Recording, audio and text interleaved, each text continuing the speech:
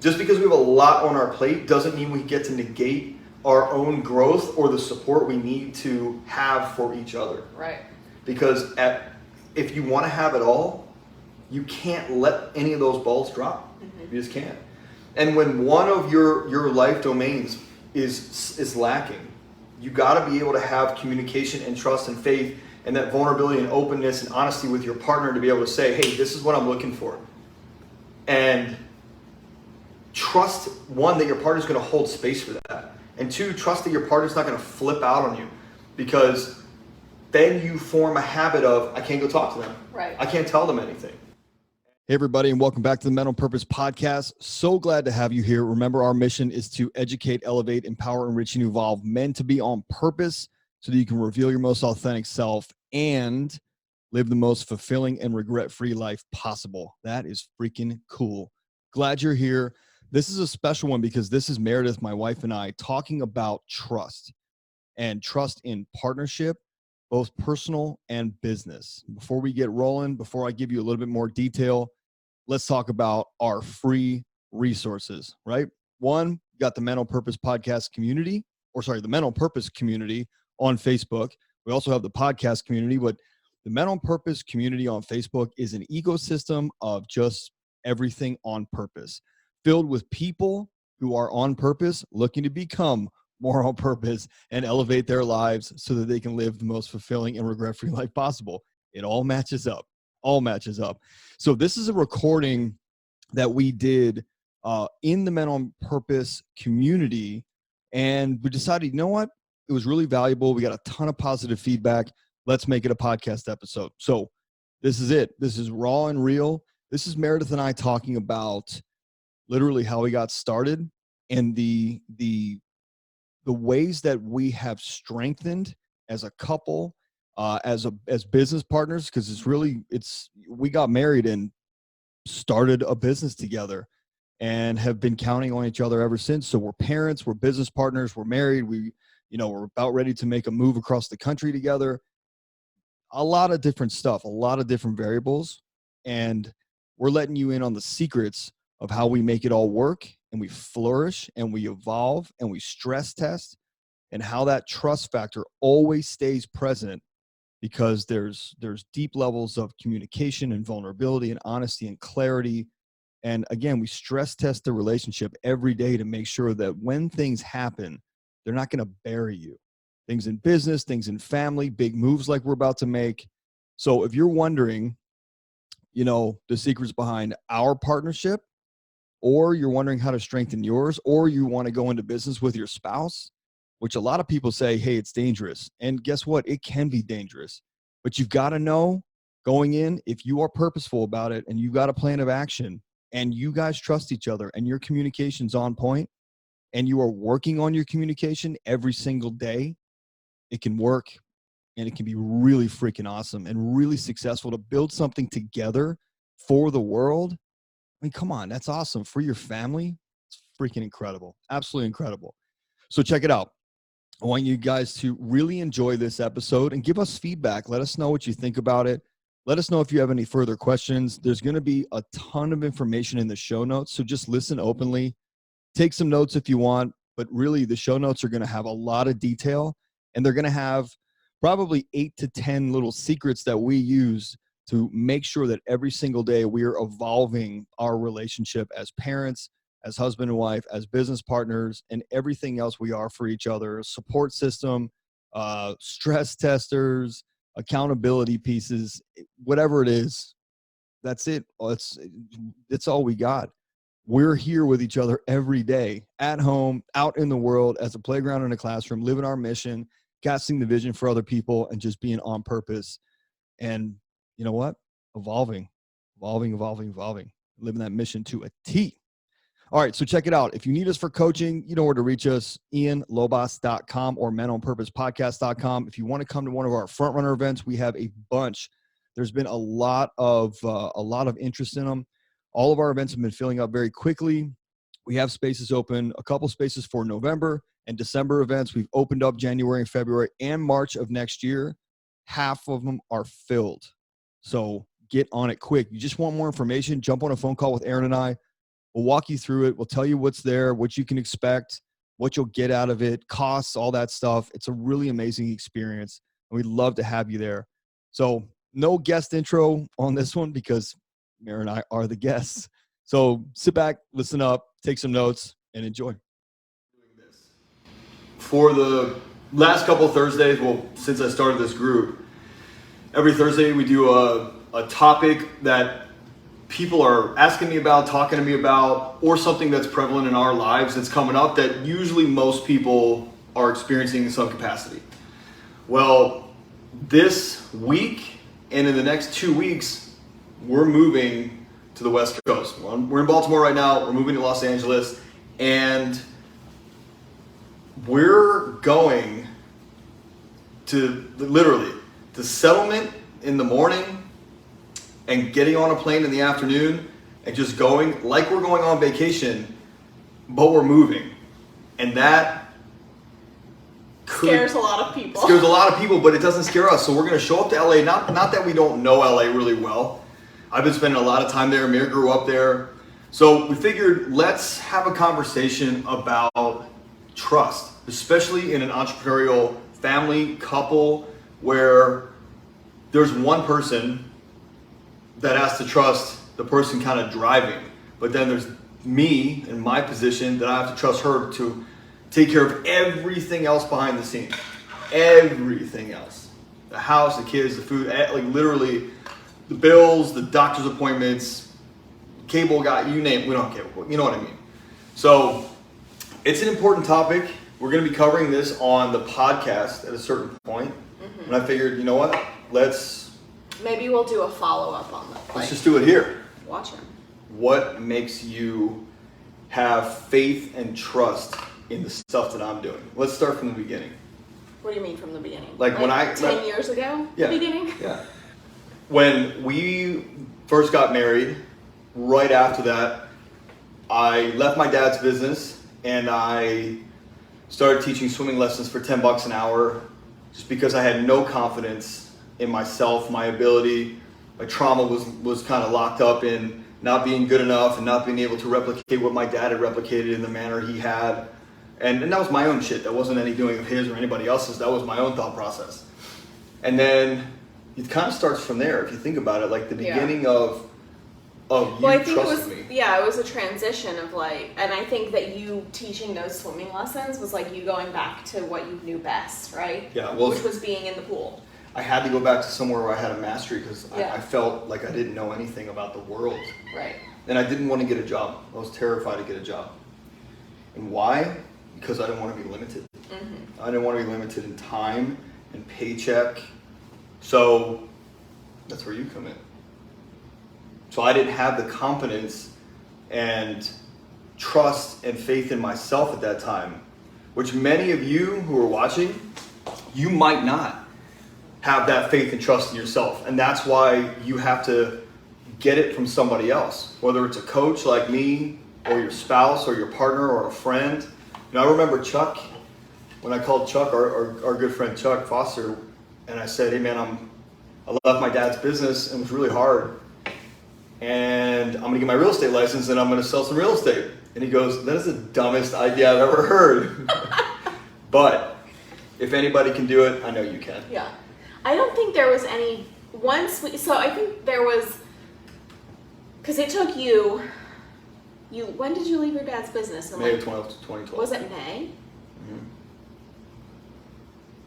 I thought it was a little bit earlier, whatever. I feel like there was, everything kind of fell into place as it was supposed to. On the surface. Well, yes, on the surface. But like. Okay, what were you feeling when I was feeling like terrified and like panicked every day and anxiety ridden and like driving myself to the hospital because I thought I was having a heart attack, like panic attack, calling my mom to give me some like any kind of medication that could help me. She's a medical professional, don't worry. Like, what were you feeling at that time? Because you look back on it now in our situation now and you look back and you go, yeah, okay, whatever, she just trusted him. But I was a loose cannon. I wasn't the guy I am today. You definitely were. But I had no reason not to trust you, and But didn't you have every reason not to trust me? yeah, but that wasn't going to help you. Nagging you and Yeah, true. complaining and pushing you into something you didn't want. That's not like that you would not have responded to that. How did you know that though? Because you had your own anxiety at the time. Yeah, of course. I mean, I was in a job that I didn't love.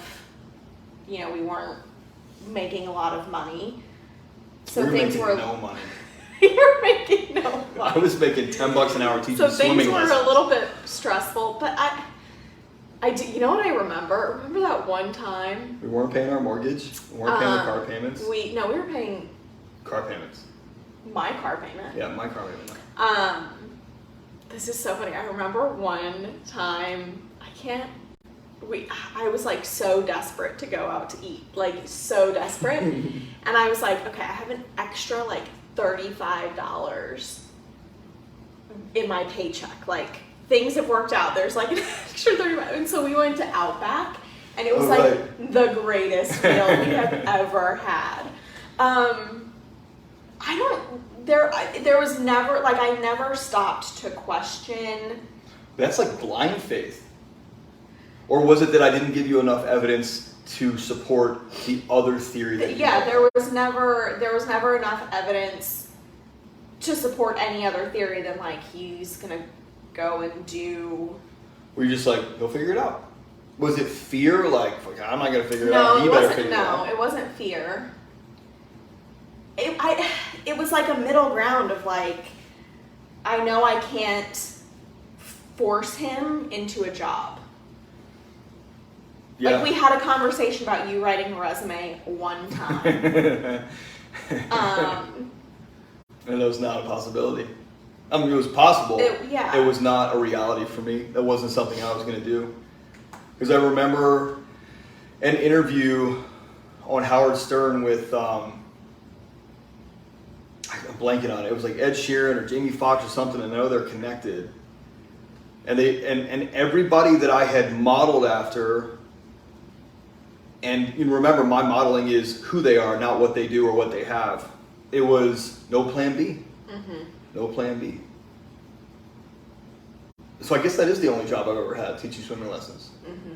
Even though I figured like I did it like an entrepreneur.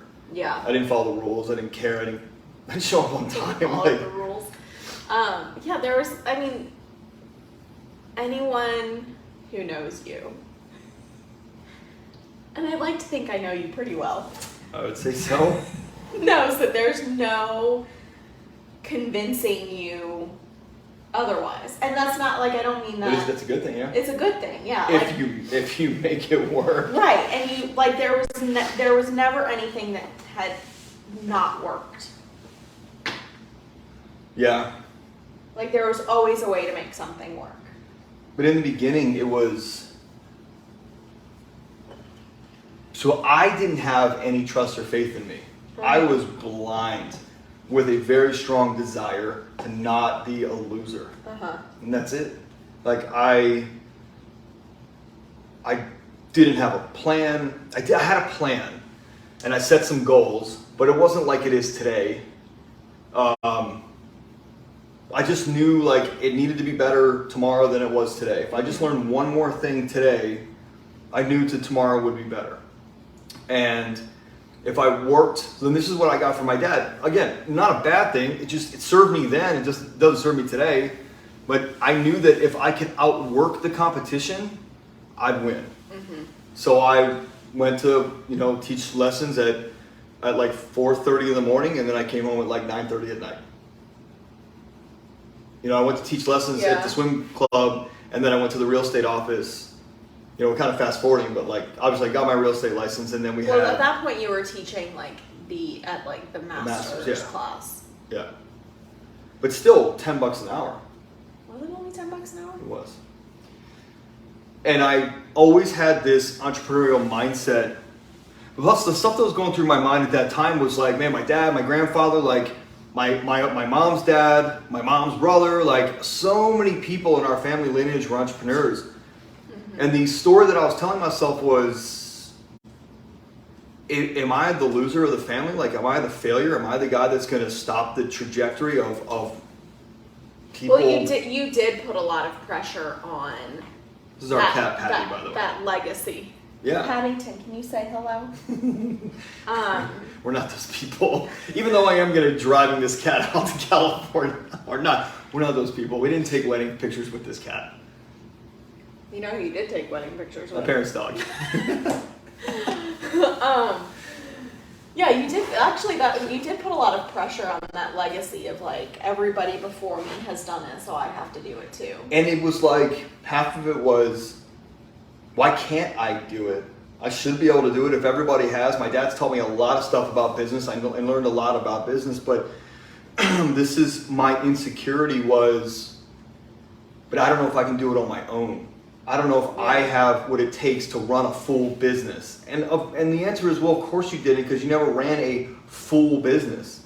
You know, you didn't run every single aspect of every single thing in my dad's business. I didn't do that. Mm-hmm. So my fear was based on a lack of education, knowledge, skill, habit. So of course I was perpetuating the fear by saying, I don't know if I can do this. And the answer was, yeah, of course you don't know if you can do this. You haven't learned it yet, you know? Yeah.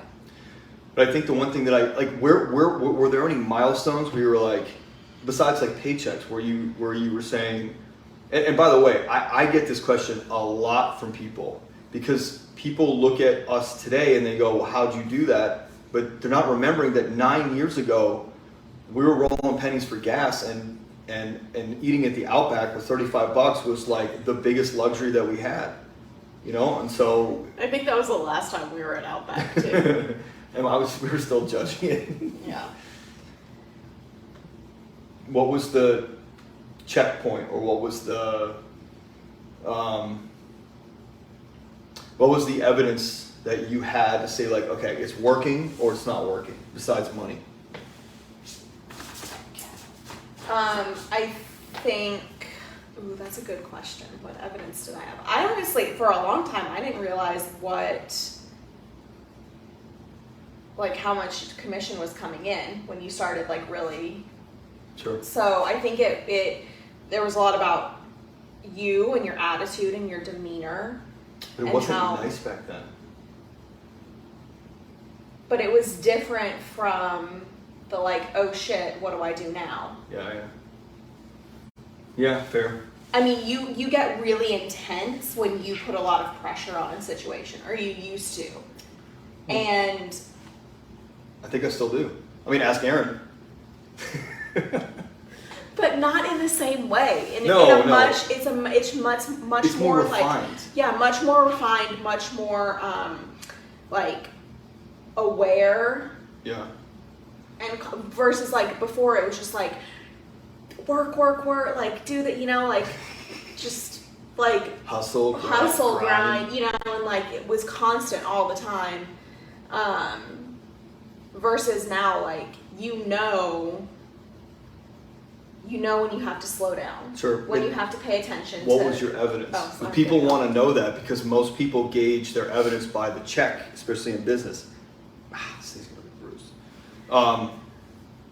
It was definitely the way that you were waking up in the morning.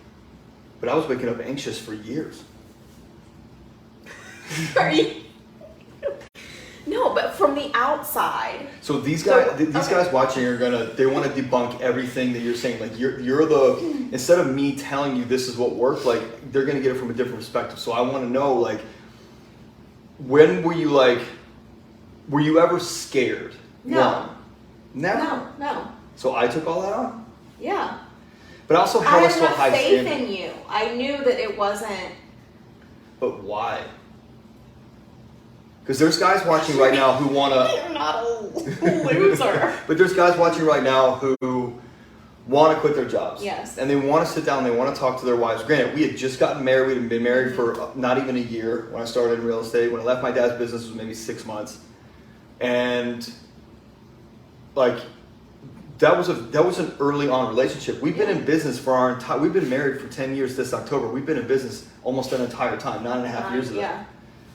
So what my dad said to me was, is you're going to grenade this marriage or you're going to be real strong. There's no gray area. You can't live in gray area when you're going after the type of goals you're going after. You both have to be really on point. I think that we weren't like, I had a job. I didn't love it, but I had a job. Until you got furloughed. And I went into a full-out panic attack. No, that was the second. Oh, that was the second time. That was the second time.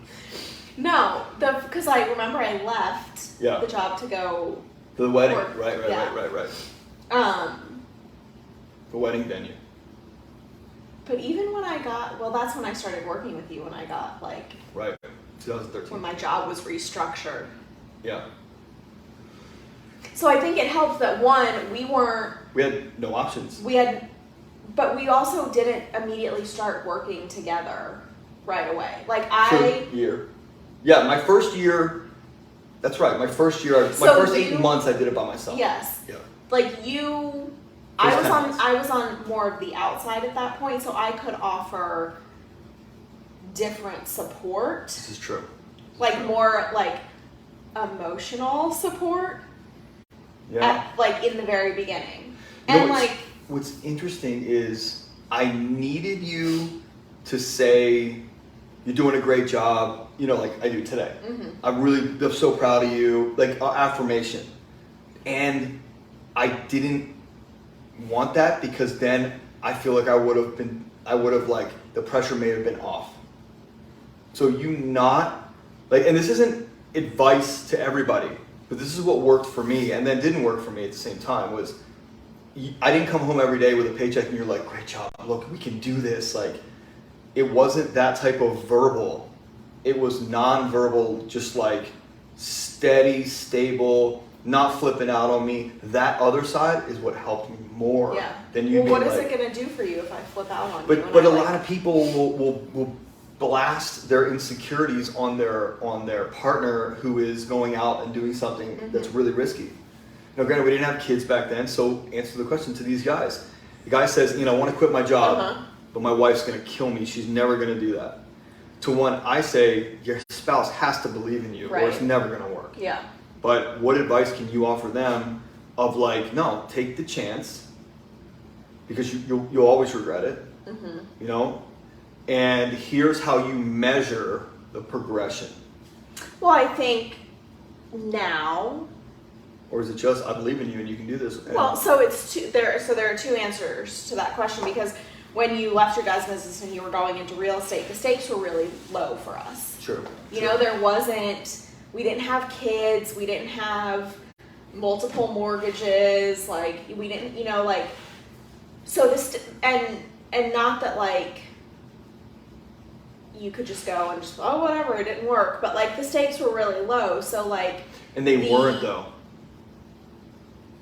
They weren't low. They were low in that context, but in the other side of I've never thought about having a job, it was not an option. Yeah, but I'm talking about just because if you when you talk about going and leaving your job, what does everybody immediately think about? Financial security, we've got all this, we have got responsibilities, we've got kids, we've got all that. We didn't have any of that then, so that wasn't a major factor in how I was going to react and how it was going to affect me. It was we have this opportunity now to see what's going to work and to because you had talked about real estate for so long. Right. And it was now's the chance, now's the opportunity to go and do that. But when we talk about leaving real estate now, it's scarier. And that is when I think, for me, I had to have not blind faith, but I had to recount year after year after year in our marriage where I have zero evidence that you would not make it work or not achieve what you set out to achieve. There's a surrender piece in there for those of you watching. There's a surrender piece in there where if your insecurities would have been pushed onto me, I would have absorbed them instantly, my choice, and it would have affected me. And that's something that we know about our relationship is that when I am insecure, when I have an issue, you take that on as your own problem to solve. Yeah. And we've had to work through a lot of that in our own relationship. Yeah. So we stress test constantly. Yeah. We probably more than we should, but we're constantly testing the bridge to make sure when the train or something heavy goes across it. And those of you that coach with me or know me or heard me on the podcast, I talk about the train bridge all the time. It's a bike bridge and everybody's cool.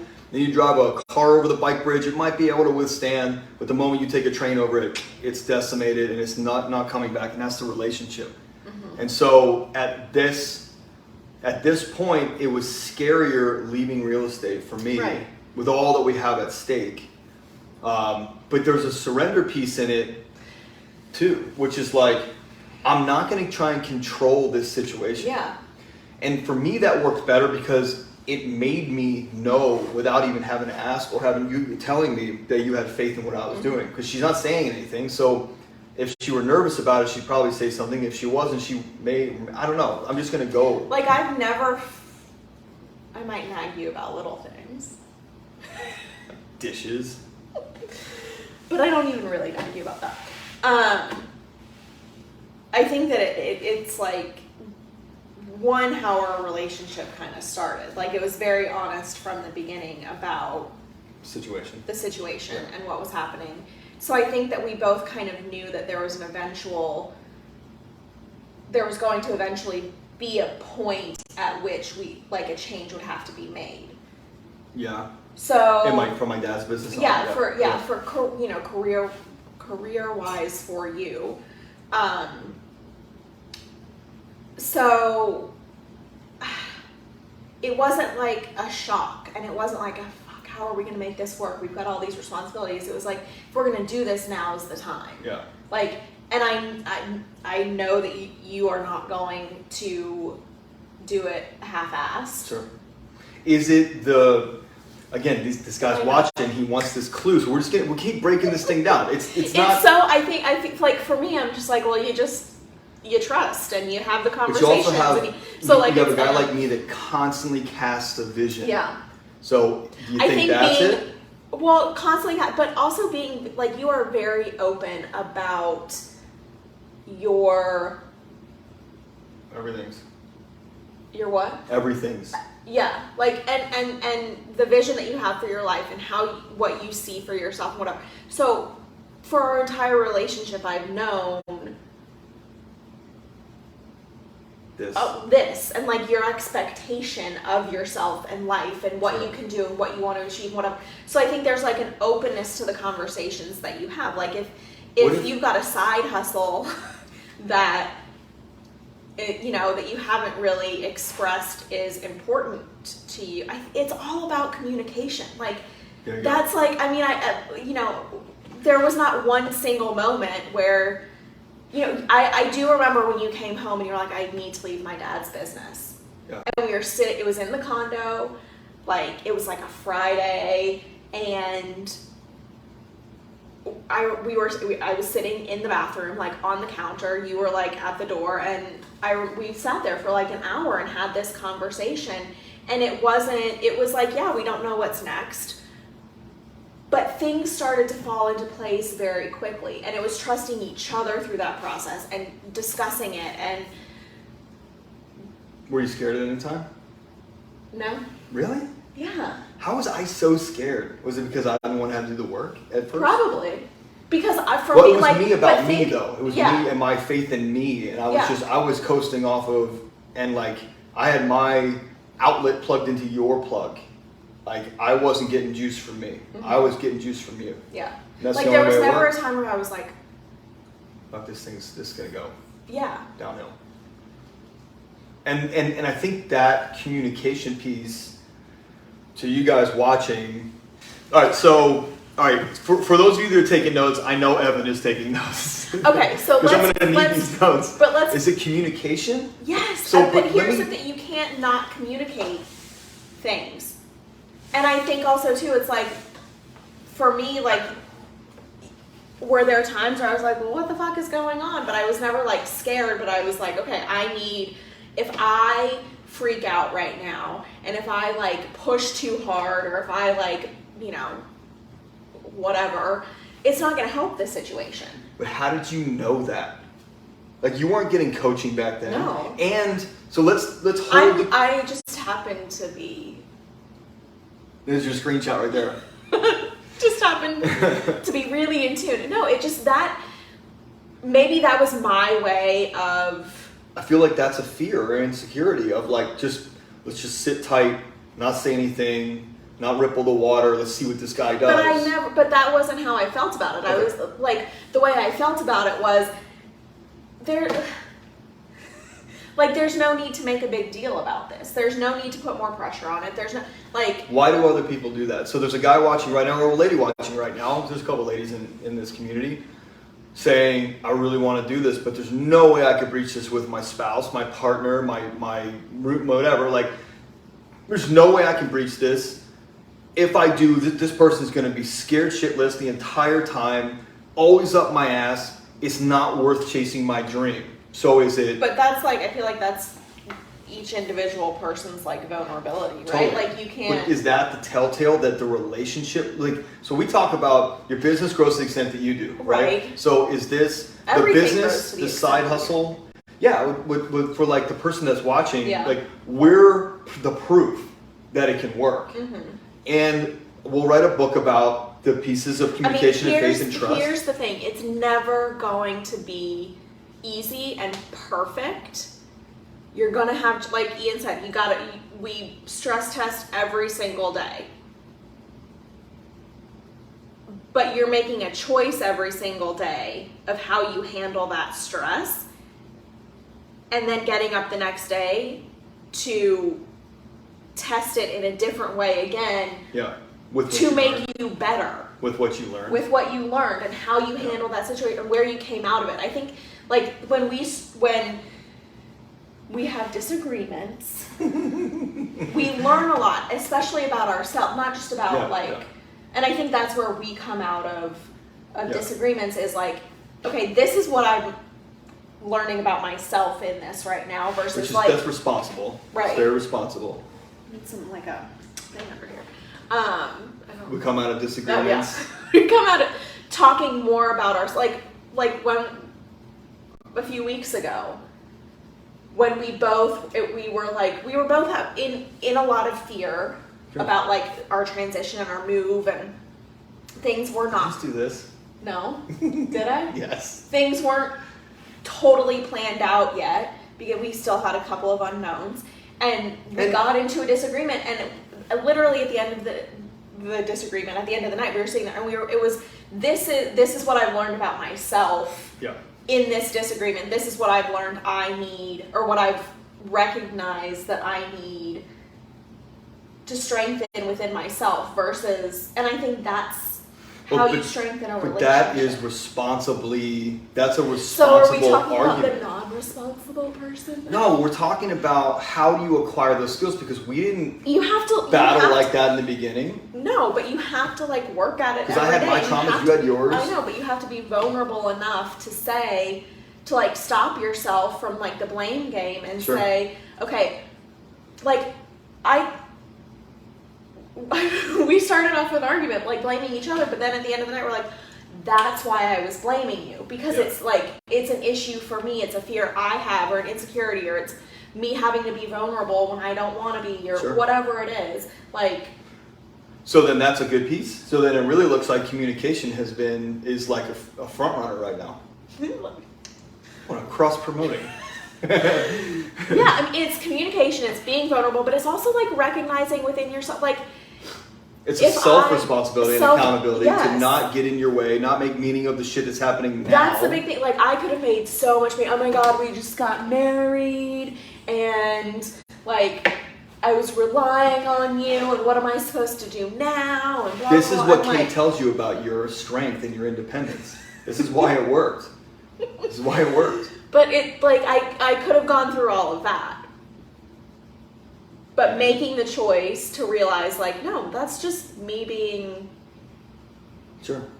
Like, I'm not thinking this through. Like, what's at the other end of this? And even if there's not some big business, like who knew that when we went to that open house And that Ivy? And it was so like everything, like the universe like lined everything up. So there's another piece of surrender. So we're saying surrender and communication. Yes. Evan, write those down. Surrender, communication, vulnerability, but also like being vulnerable with yourself. Like you have to admit to yourself like your fears, your traumas, your like, Sure. you know.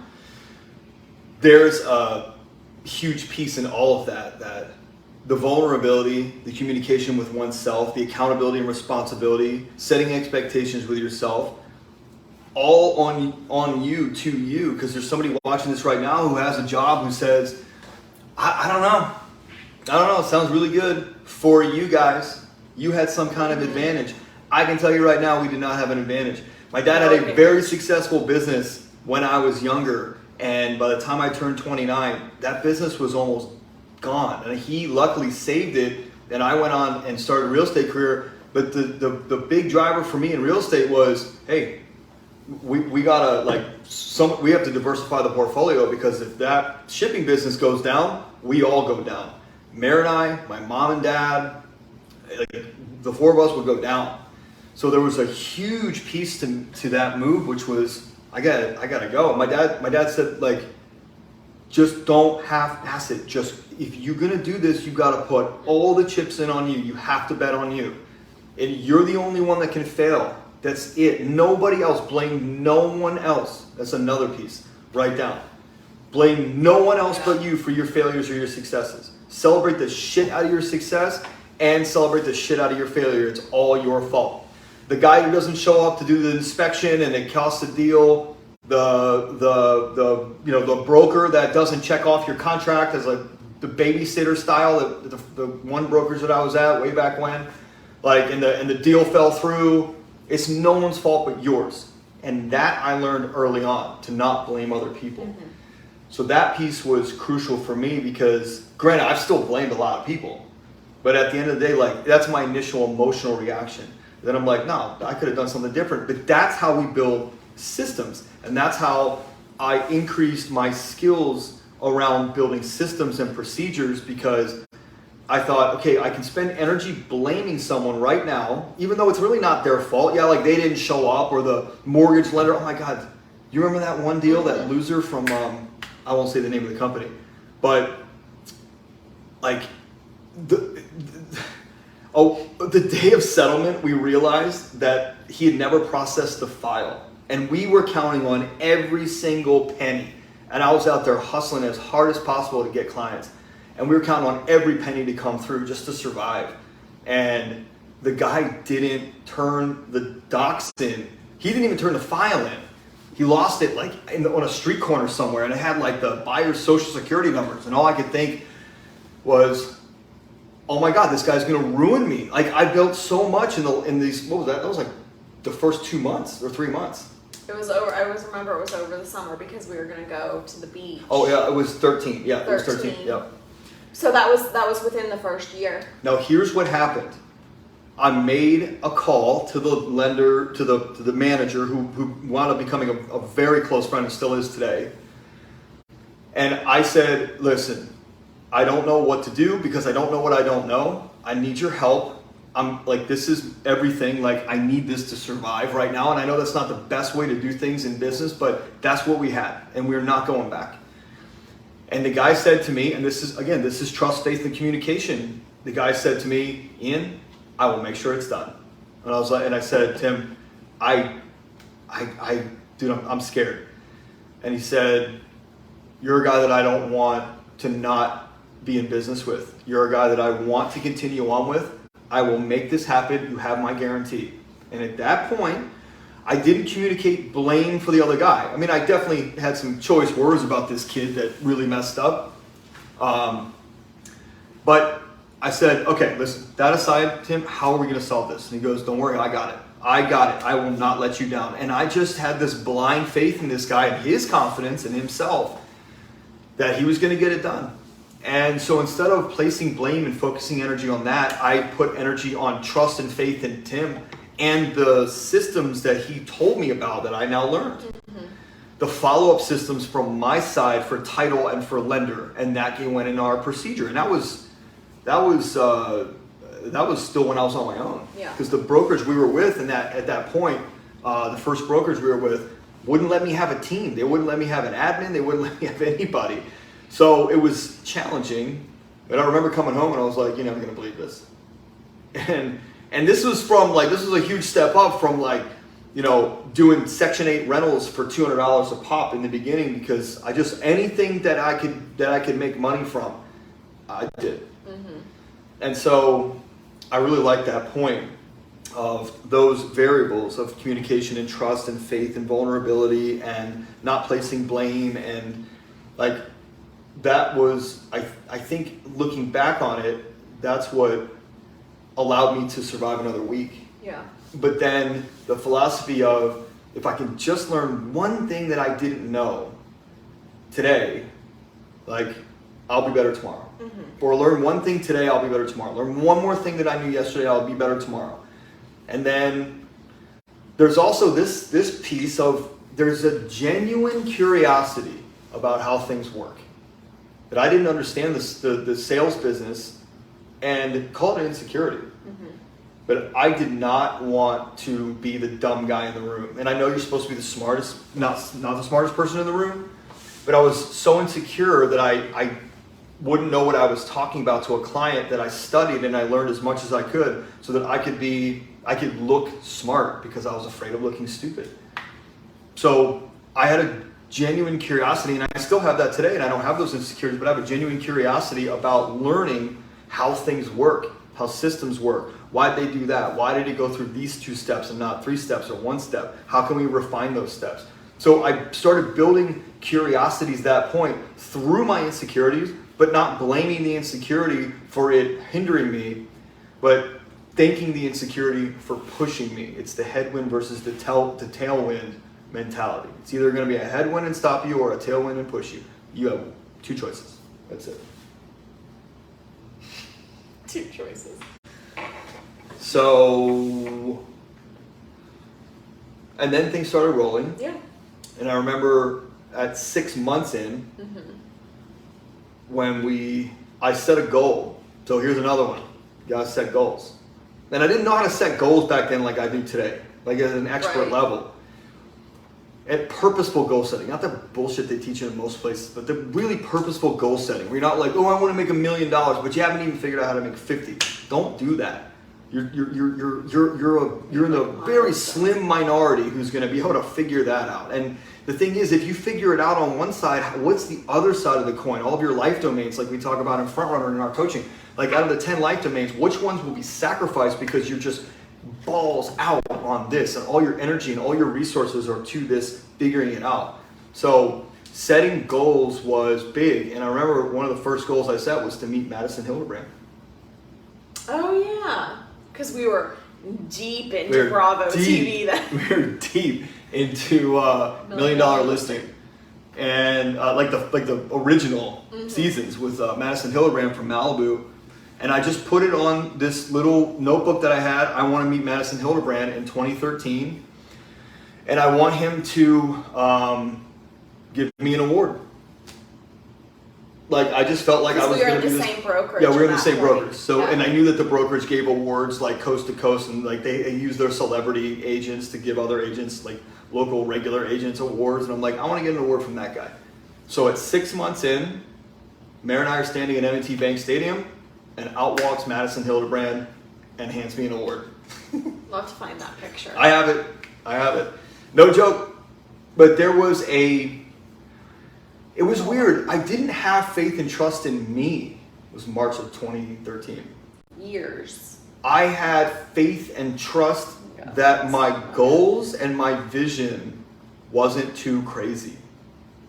Does that make sense? Yes. I'll say that again. I didn't have faith and trust in me and my ability. I was acquiring it, and I was giving myself grace that I didn't know what I didn't know, but I was determined to figure it out. But I had faith and trust that my goals weren't out of whack, that my big, crazy goals were attainable.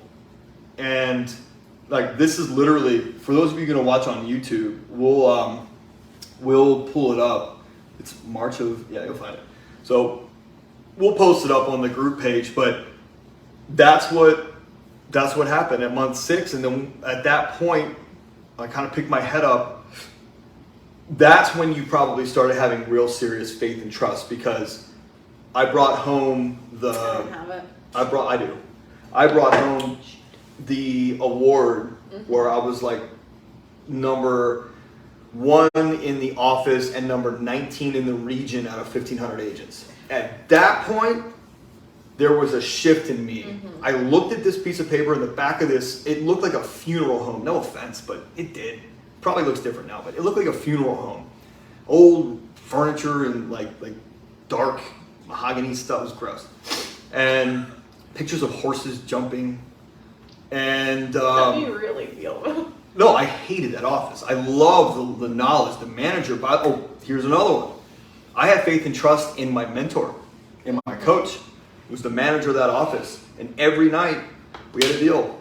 I'm not going to say the deal because I don't want her to get in trouble, but we had a deal, and I would sit there as it wasn't like weird. No, it wasn't or weird. Like it was just a sketchy. It was just a yeah. It was libations, if you will. And I would keep her company, and then I would answer the phones all night until I decided to leave, maybe like 9 or 10 o'clock, and then she would just teach me about things. And I would she said, if you want to sit there, you can ask me any question you want while I'm kind of grading papers. And so I took advantage of that.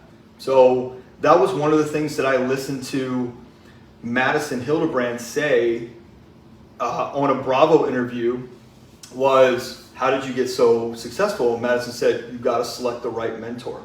And so I knew that the mentor was everything. Madison said in that interview, I'll try and find it and post it, the mentor will lift you or break you. You've got to choose your mentor, your coach wisely.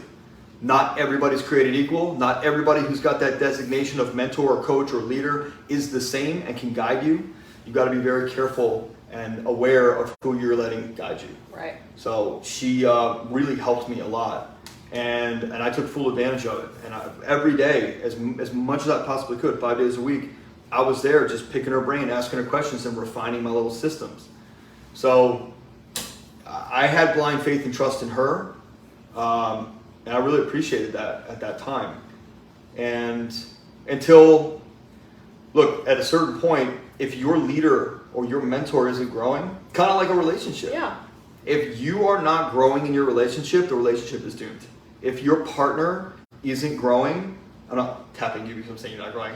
I'm saying, like, if your partner isn't growing or you're not growing, there's not a lot of sustainability and longevity to that relationship. That's probably a good piece of it too. If your partner isn't willing to grow and trust you, and if they can't take that leap with you in the journey of growth and challenging themselves, you were able to come to me because I was willing to make that change Sure. with you and then do the growing with you. Sure. Versus people are scared to have that conversation with their partner or to even go after their dreams. But I mean, how shitty is that, for the lack of a better word? It's shitty, but there are people that are going to sit, we know people like this, Yes. lot of people like this, who will live in fear and subsequently form resentment and regret and anger over their spouse. Mm-hmm. But they never actually communicate. Or maybe they did once, like, oh, I'd like to start a business. And the person was like, you? Yeah, right. And they shut down. Yeah. And then the relationship starts to dissolve. A certain piece, certain life force of it, I think just goes. We don't have that, luckily, because we made a commitment blindly, I guess, to... I don't know if it was blindly. I think it was maybe... to personal growth. Yeah. Well, not blindly, but trusting each other that we were just Right. going to keep rising together. It may have been in... There's been times, though, where you said, I'm afraid you're going so fast, I was afraid that I was going to leave you behind because you weren't Right. operating at the same intensity. Well, you are far more intense than I am. True, And but I think mistook that. Yeah, and that's the difference is you grow and change and learn completely differently than I do. But I had a lot of people counting on me. Well, but even, before this, True. you're like, give me more, and I am more of a like, Marination. Is that a word? what? Marinating. Like I need some time. I process things. I work through things. I discover new things about that thing. Well, there's a piece of communication right there, is allowing your partner to work through at their pace and how they need to. As long as they have the commitment, it's unconditional. Mm-hmm. You don't get to put conditions. I'm way guilty of that with you. Like, faster, let's go, move. Mm-hmm. But could you imagine? No. This wouldn't work. Evan and I were talking about that. Like, there's no way that I could be with somebody like me. Oh my God. No way. No, absolutely because it would turn into a competition. Yeah, all the time. And it would be a competition of not looking good or looking smart or not looking dumb or being important or getting affirmed, and all you do is one up each other. We know couples like that. They just one up each other. Yeah. I mean, we know that we don't know, but we know of. It's interesting because there's a lot of things like this right here that we're doing now is very important because we do this off camera. Right. Where we don't let, we have multiple businesses. We have 2 kids. We have the podcast, the group, we have a lot of different stuff going on, a big move coming up. So we're not allowing, and I think maybe this is another piece that we write down as a check, is we're not allowing life to, for ourselves to exist in life, and for life to just carry us like the wind, like a dandelion in the wind. Those little white fluffy flowers. A dandelion? You know what I mean. Is that what it is? No, I don't think dandelions are like the little yellow. Anyway, what are those? The little puff flowers? They're like white and they just whatever. I don't know. So we have made a conscious choice to have check-ins with each other regularly, and so our communication and our vulnerability and even with our children. Like last night, I said, or this morning, I said, guys, we have 2 weeks until we move to the day. And I said to you, are you nervous? I said to Ellis, are you nervous? Are you scared about anything? She goes, no, Dad, I'm good. I have evidence. And I said, cool. And that was it. We're just doing some check-ins because just because we have a lot on our plate doesn't mean we get to negate our own growth or the support we need to have for each other. Right. Because if you want to have it all, you can't let any of those balls drop. Mm-hmm. You just can't. And when one of your life domains is lacking, you got to be able to have communication and trust and faith and that vulnerability and openness and honesty with your partner to be able to say, hey, this is what I'm looking for.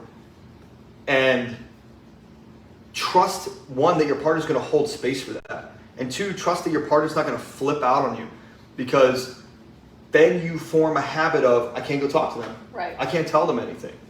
And, unfortunately, I watched my parents do that. And again, I'm not blaming them. It's nothing wrong. It's just something that wasn't serving of the relationship. Whereas my mom would have a certain reaction and my dad would say, well, I'm just not going to tell you then what's going on. And then what happens is it builds. And then something happens and it's like, whoa, now you see the whole thing. And now there's this, you're not talking about the change or shift in communication or skill or habit or vulnerability or openness or honesty you could have with each other. Now you're only focused on the fact that, why didn't you tell me all these things? That's, again, that blame piece. Mm-hmm. That's you're living in your traumas in the present. You're not living in the present with, okay, cool, well, that happened. All right, how do we change this moving forward?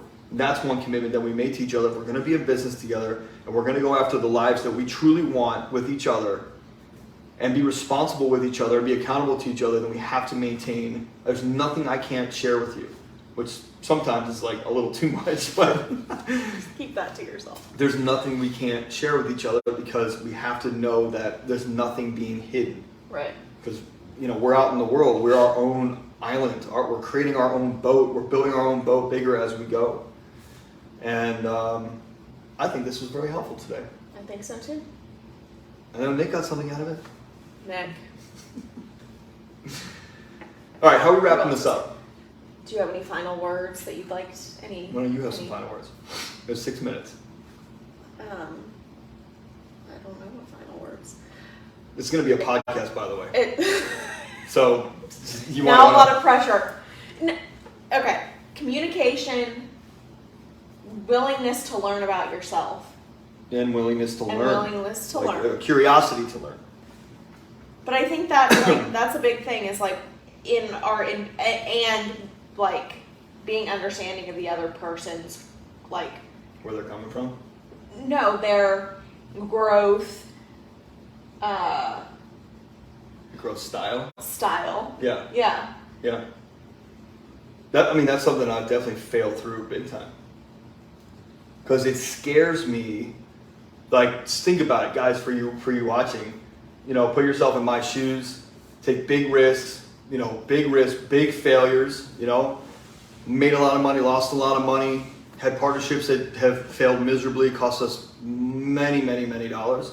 But I tell you right now, that train bridge thing, if you and I had not have been open and trusting and vulnerable and open, honest, and very clear with each other in our communication and solid in our foundation, even though we've got constantly stuff to work on. When in 2019, when we had our partners steal hundreds of thousands of dollars from us, and I called my dad and said, how the hell am I going to tell Meredith? And he goes, if your relationship is solid enough, the bridge will take the train. And it'll shake, and it'll be scary, but she'll just look at you and say exactly what you said, which is, you got a plan, and I know you'll figure it out. And that was it. And then I just, like, if you would have flipped on me, it would have broken the last fiber of confidence that I would have had. Here's the other side of that, too, is like, I was involved in that. Sure. You're not the only person to blame. Right, but we could have blamed each other. We could have blamed ourselves. And I did. I felt like a loser. I felt like a failure. I felt like an idiot. I felt like I got swindled, and I felt vulnerable, and I felt all these things. Right. And I said, okay, I can feel those, which are only present because of the traumas in the past, or I can take this as an immense blessing it is. And by the way, for those of you listening, that was very difficult to do. But I knew that this was the point in which my life was going to shift if I allowed it. Yeah. And I started making choices to go toward, not away. And I started to make all that shit that happened the tailwind to push me. And we're only here today because that happened. We're only the people who we are today because that happened, and subsequently the choices we made afterward. Because we could have gotten into some shit. Like, we had some friends at that time who got into some shit. And they battled it out, and they almost got divorced, and they just sunk with the ship. But we had a kid, and you were pregnant, and that wasn't an option. Nope. And I went through all the layers, or whatever you call them, stages of grief. My dad's like, okay, so what? So fucking figure it out. Yeah. So make sure it doesn't happen again. So put your things in place. Write all your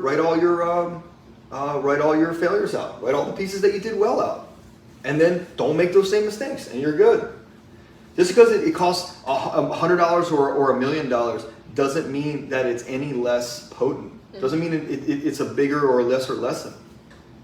And we went through that, and we survived that and thrived through that. Right. You got to think, that hit, we had to refire one of our businesses, we had to bring the coaching business up, and then all of a sudden, 2020 hits. That was the middle of 19, and then 2020 hits. So it's like, holy shit. All right, you know what? And what you said to me was, no more real estate. Let's gas pedal down on this coaching thing. That's where you love it. You're fulfilled. You're happy.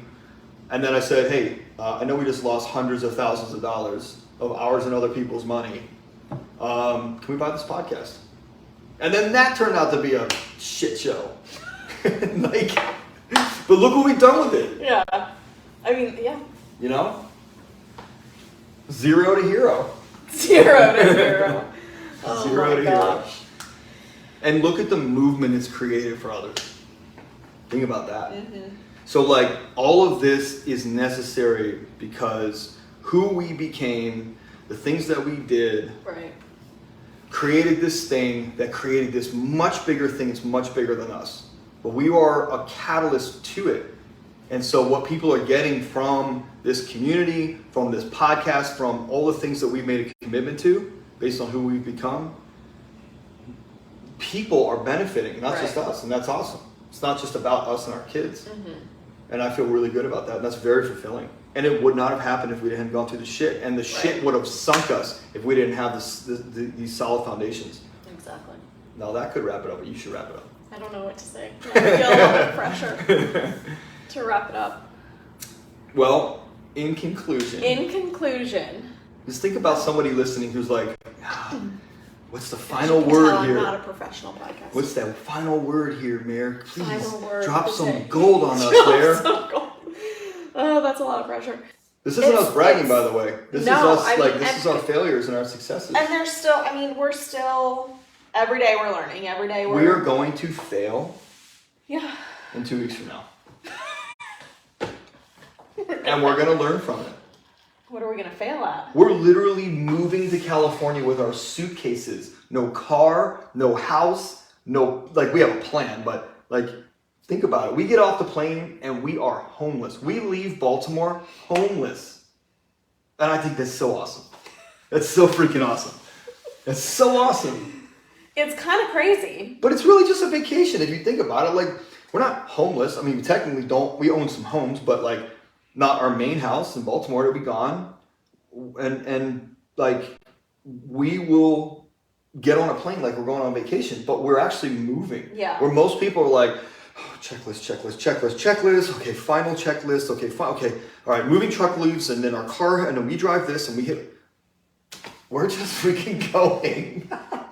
We've also created that. We do have some checklists. We do have checklists. But I'm saying obsessive. This goes back to the other piece that we mentioned in here, which is surrender. Right. You got to have faith and trust. Well, and that's what I think, through the process of selling the house too, I've learned what's going to happen? It's going to happen. And the universe, I had a lot of conversations with the universe. And the universe delivered everything we needed for this piece of it. Yeah. And it will keep delivering. And it'll deliver. Once we get off that plane in LA, it's going to deliver the next piece that we need and the next piece. And our responsibility is to remove distractions. Right.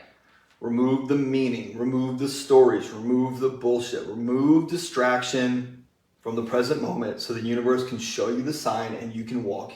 Mm-hmm. You just Jim Carrey has a really great line, and I don't remember it word for word, but he says something like, it's your job to move the stuff out of the way for the universe to open the door and for you to just effortlessly walk through it. Mm-hmm. It's not a, oh my God, I only have this one opportunity, this one door. If you keep clearing out, the universe will keep delivering door over after door after door after door. It's like a bus. My dad always used to tell me, son, you're going to lose some sales. It happens. But deals are like buses. If you miss one, another one is right behind it. You can count on it like the clock moving. It's always going to happen, like the sun rising.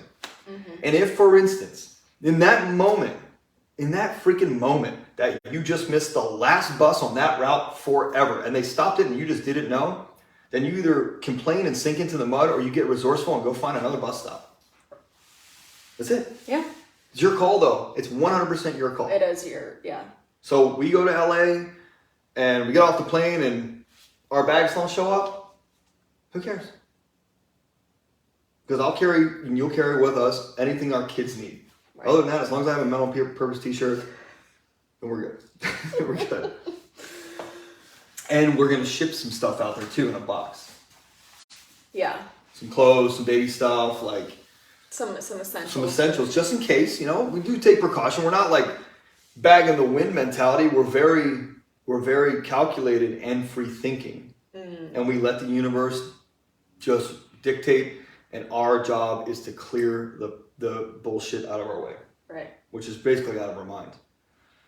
So, in conclusion. You can wrap it up. The pressure, guys. Maybe ask a question. See, look, the universe is delivering all the things. I just got an email about houses that are available. Oh, that one's pretty nice. Which actually, we were talking about it. If we had pushed harder to have a place in LA, by the time we got there, we would have ended up with something that we did not want. Because there was nothing coming on the market. And all of a sudden, our house goes under contract in the last, week, 10 days. So many houses have come on the market that were oh, this is fantastic. This is exactly what we need. This is where we could be. I couldn't find it. Oh. That's okay. So the challenge is, like in your own life, think back to like the things that we said helped us, like those big pieces, you know, like communication or surrender or, you know, faith and trust in ourselves, or like genuine curiosity about learning. Make a list of all the things that we mentioned and then review those things. Right. Listen, I'll be honest with you. For one of you listening, there's always one person. Like, this might be the trigger that you needed to move on from a partner that is not serving you and you cannot grow with. And I'm not saying like go get divorced, but I'm it saying, could be any kind of partner. Yeah, too. it's just not a marriage. I'm saying this could be what you needed to say, you know what? I can't go anywhere with this person. I'm not going to make it any farther, and I'm not okay staying where I am. Mm-hmm. And so in that case, you get to take the things that helped us. You can always reach out to us. You can always hit us up on our website, ianlobas.com. You can hit us up at Mental Purpose Podcasts on Instagram, Ian Lobas on Facebook. I don't know what you are. At M Snowlo. That's Instagram. At M Snowlo on Instagram if you have questions for Mayor. And you can pick our brains. Like, we're an open book. We just taught you about a ton of stuff, but this is 10 years worth. And we'll do another one of these on our anniversary, our 10 year in the fall. I can't believe it's been 10 years. But listen, it's been a long 10 years, and there have been many, many battles, and there have been an attempted divorce. And it's been a long, short 10 years. Yeah.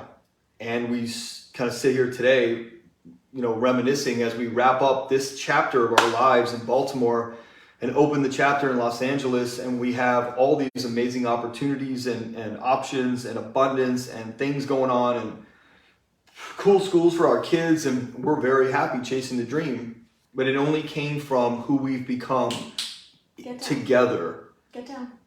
And who we've become as a couple, you know, what the couple has become, or who the couple has become. So it only came from our individual growth and commitment to that individual growth. And then the couple grew, the relationship grew, the marriage grew, our parenting grew, our businesses grew, our failures were quicker. They weren't as damaging. They weren't as you know, hollow point to the head. Like, not to get like graphic, but I'm serious. Like, they weren't just stop you in your tracks. No, we could probably talk about this topic for a long time. Yeah. But this is pretty good for ad-libbing for an hour. Mm-hmm. Hour 10. More than an hour. So that's all. All right. I think that's it. If you have questions, just let us know. And we're going to make this a podcast episode, so you'll be able to hear it there. And if you need us with coaching, you know where to get us. And if you know it's ianlobas.com. If you are not a member of the Mental Purpose community on Facebook, we are over 200 members. We are going to 1,000 members because we want to help as many people as possible live their life in true authenticity, fulfillment, and no regrets. And so, to reiterate the mission, our mission is to elevate, educate, empower, enrich, and evolve men to be on purpose in order to live their most authentic life, reveal their most authentic self, and then live their most fulfilling and regret-free life possible. That's it.